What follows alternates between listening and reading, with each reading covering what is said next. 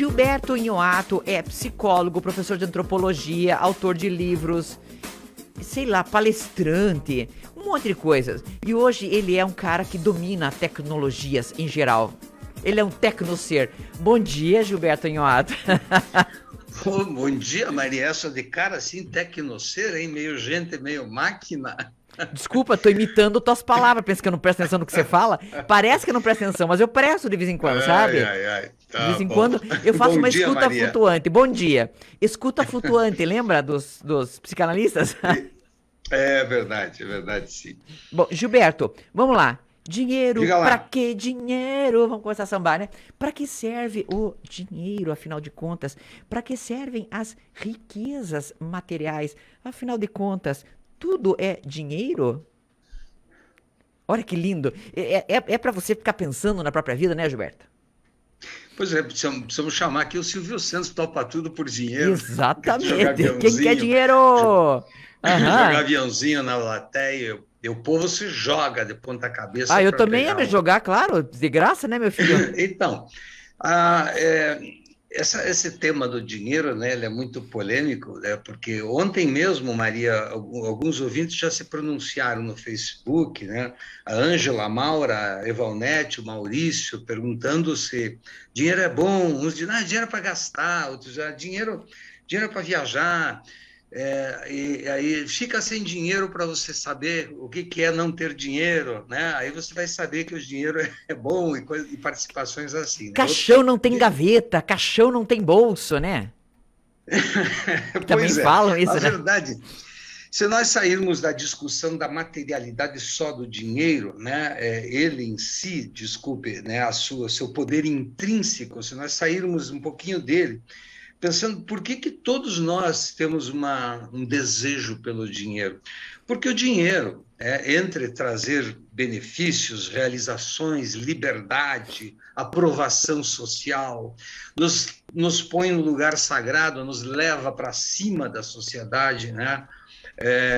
Além de tudo isto, o dinheiro dá algo que todos nós cobiçamos e muitas pessoas negam, por uma desonestidade intelectual.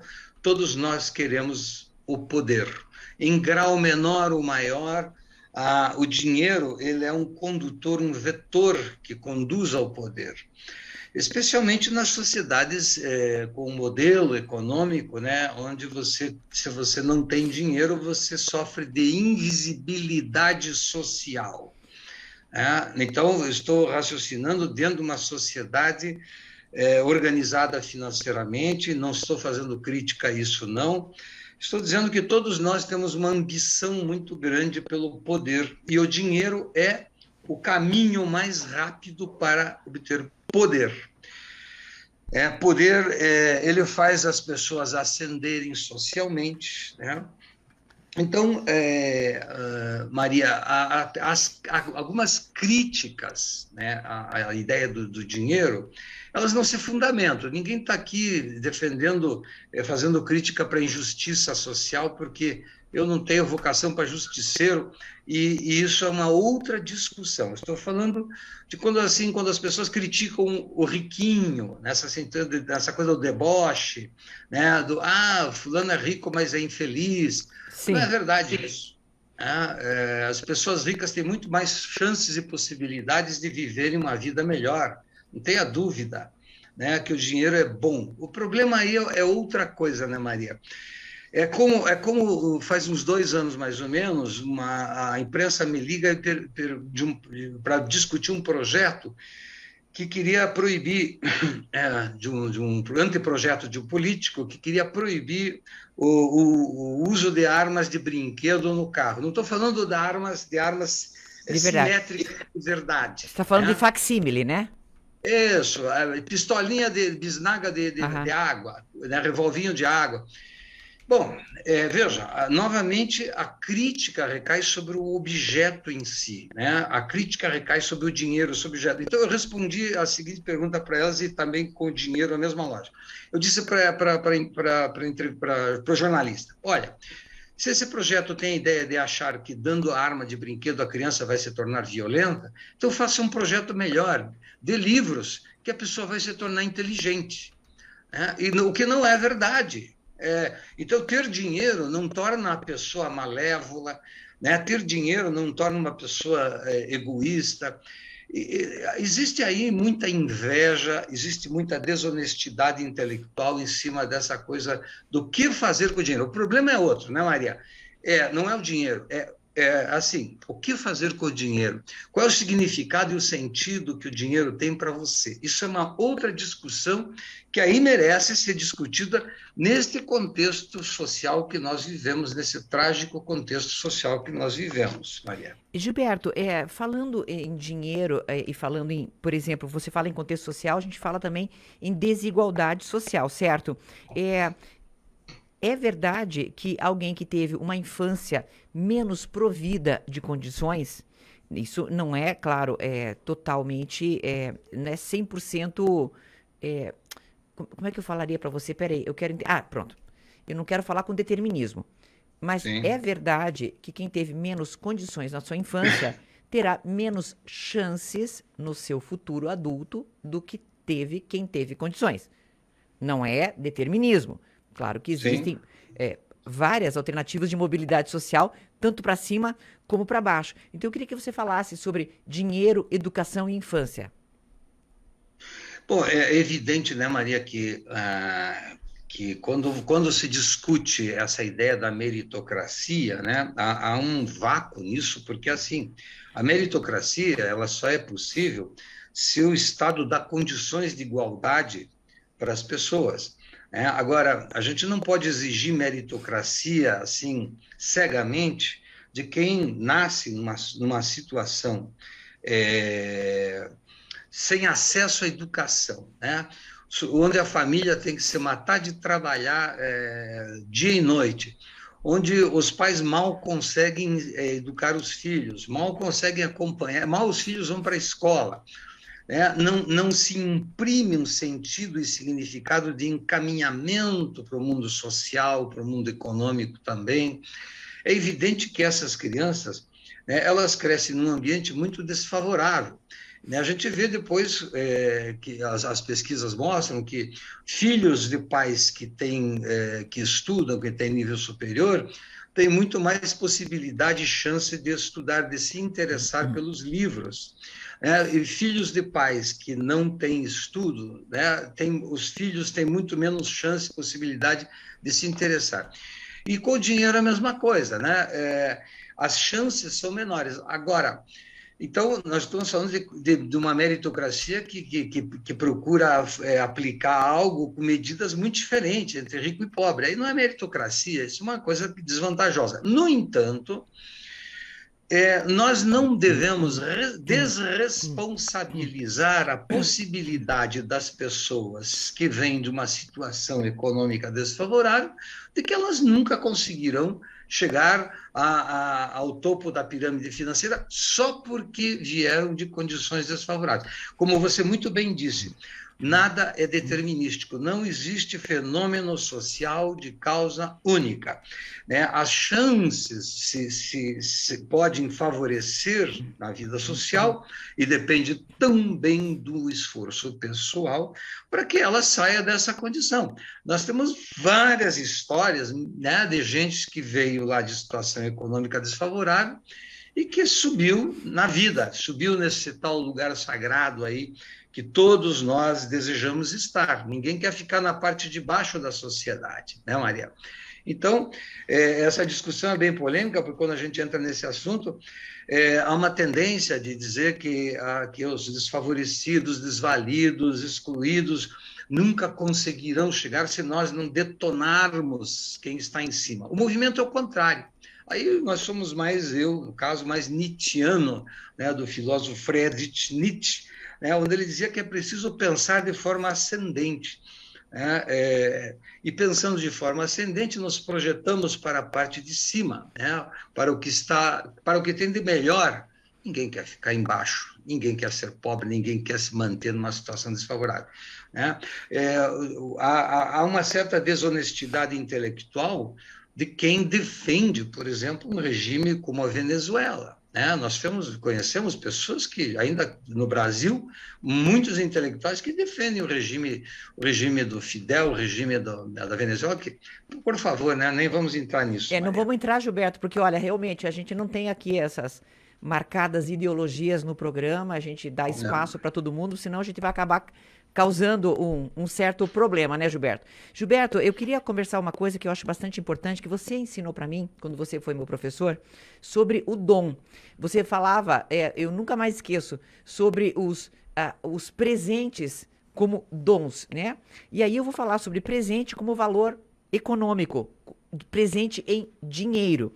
É comum nós dizermos que o Dia das Mães, por exemplo, é uma data que é semelhante ao Natal para o comércio. O Dia dos Namorados é ótimo para o comércio. Dia das Crianças também. Não estou dizendo que a gente não possa comprar, porque o nosso combalido comércio, coitadinho, né? Que está sofrendo tanto com esses fechamentos de pandemia, merece realmente que a gente, né, faça a roda girar, a roda da economia. Mas eu quero fazer essa tua construção psicológica e antropológica, Gilberto, em torno dessa questão que eu acho bastante importante de gastar dinheiro para dar algo para alguém, certo? Então, como é que você vê isso? Digamos, qual é o valor que existe no valor monetário, o valor intrínseco de um presente? O que o valor do presente influi naquilo que vai ser o resultado dele, ou seja, de uma outra pessoa grata? Você podia falar um pouco sobre isso? Porque eu Então, lembro Maria, que quando você falou a primeira claro. vez sobre isso em sala de aula, me marcou muito. Me lembro, acho que você falou de índios polinésios que trocavam, né, de uma ilha para outra, iam com as Isso, canoas com presentes, né? É isso, né? exato, né? Que a a cerimônia do Kula, né? Que é uma cerimônia da qual nós não fazemos com esse nome, mas fazemos com outro nome, por exemplo, no Natal, no aniversário. São rituais que servem para que nós demos presente a alguém, né? Para que nós possamos dar algo a alguém, um objeto, né, material. Só que o valor de dar é muito maior do que o preço do objeto, né? Há mais nas trocas do que nos objetos trocados, né?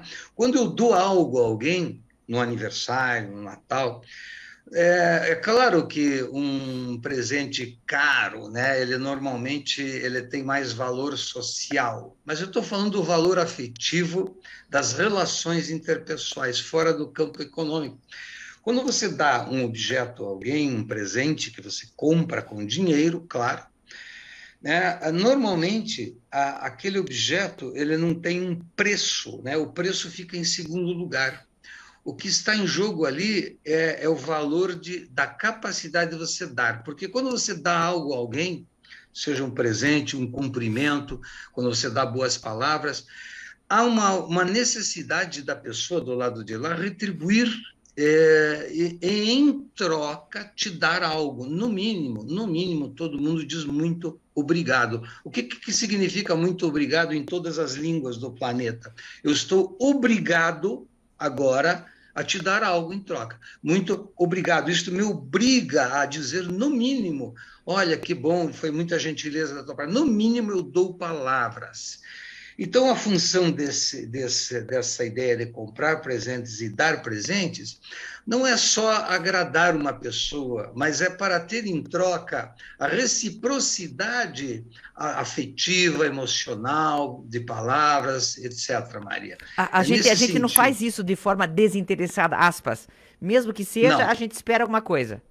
a gente espera, né? A gente espera, no mínimo, uma reciprocidade. Veja, ninguém faz cara feia quando ganha presente, né? Só criança. Criança faz cara feia. Se não Mas gosta... Uhum. E quando nós damos, né, Maria, um presente muito assim, muito fraquinho financeiramente, né?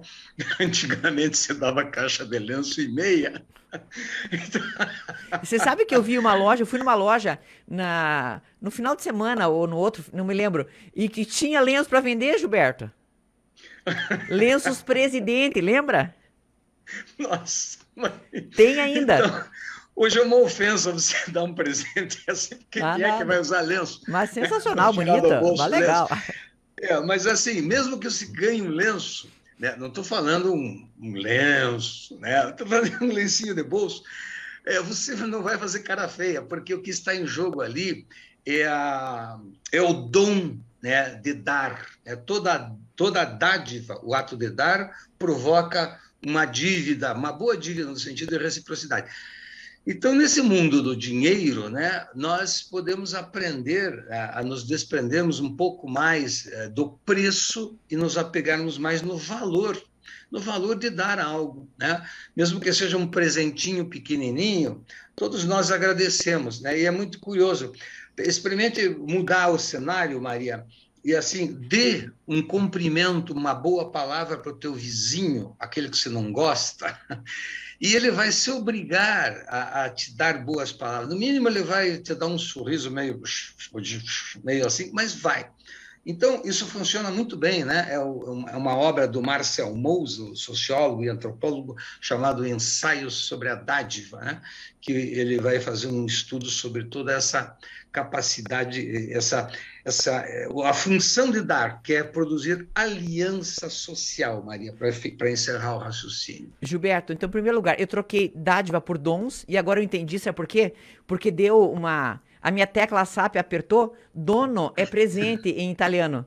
E daí eu troquei, entendeu? Então eu já fiz um... Isso. Pronto, a minha tecla SAP funcionou. E eu queria falar uma coisa sobre o Caco Antibes, Caco Antibes, aquele personagem super politicamente incorreto do Miguel Falabella, né? Então ele sempre dizia assim, que pobre fala assim, é só uma lembrancinha.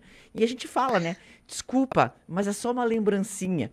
A gente faz isso mesmo, né? A gente dá o presente já pedindo desculpa que o presente é pouco, né?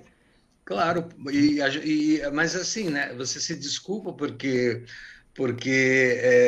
claro que o preço ele leva em conta, né? Dar um presente com um preço elevado, ele tem um outro significado. Mas quando nós não temos essa possibilidade, ou não, né? Mas quando damos propositadamente apenas uma lembrancinha, o que nós fazemos? Nós dizemos isso. Olha, desculpe, é uma lembrança, né? Mas o que é essa lembrança? Essa lembrança, assim, não vamos perder a nossa capacidade de um lembrar do outro, de vez em quando dando algo material, né, para que esse algo material seja a prova de que existe uma aliança entre nós.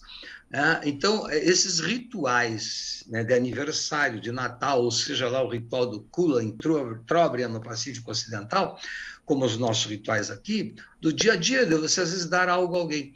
Sempre, Maria, que eu venho, já disse isso, não custa repetir, hoje, inclusive, disse de novo, num solilóquio, né, em palavras pessoais, antes de vir o programa, eu sempre digo assim, que eu possa levar luz para o pensamento e calor para quem me escuta, para o coração de quem me escuta, dando boas palavras aos nossos ouvintes. Às vezes a gente se torna um pouco áspero aqui, uma vez ou outra, nesse campo de ideologia, como eu acabei de falar, mas isso o ouvinte não deve levar em conta.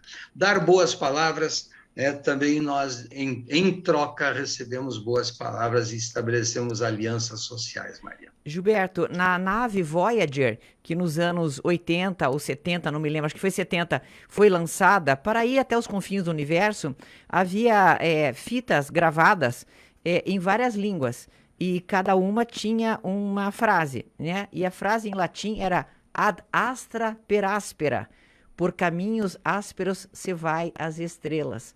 Então a tua aspereza nos leva às estrelas, Gilberto Inhoato. Uma poetisa. Fofolete. Coisa mais linda do mundo. Gilberto, muito obrigada. Como sempre, super obrigada por estar aí. Você já leu todos esses livros que estão aí atrás? Adoro perguntar isso. Toda semana eu compro um livro e tem uma pilha aqui enorme. Eu digo, não vou ter tempo na minha vida para ler, mas se eu leio nem que seja meia página. Já tá bom. Daí você já pega e abraça o livro, fala, é meu, né? Tá tudo certo. Gilberto, valeu, querido. Obrigado por estar conosco, tá, querido? Muito obrigado mesmo. Tchau, um abraço. Um abraço, até. Obrigada.